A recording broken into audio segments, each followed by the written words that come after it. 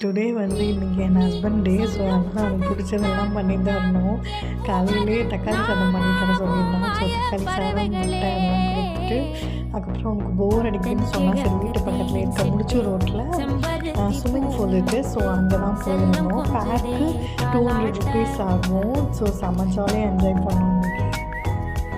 எப்பவுமே இங்கே கூட்டமாக இருக்கும். கூட்டமே ஜாலியாக இருக்குது. ஜாலியாக என்ஜாய் பண்ண வேண்டியதுதான்.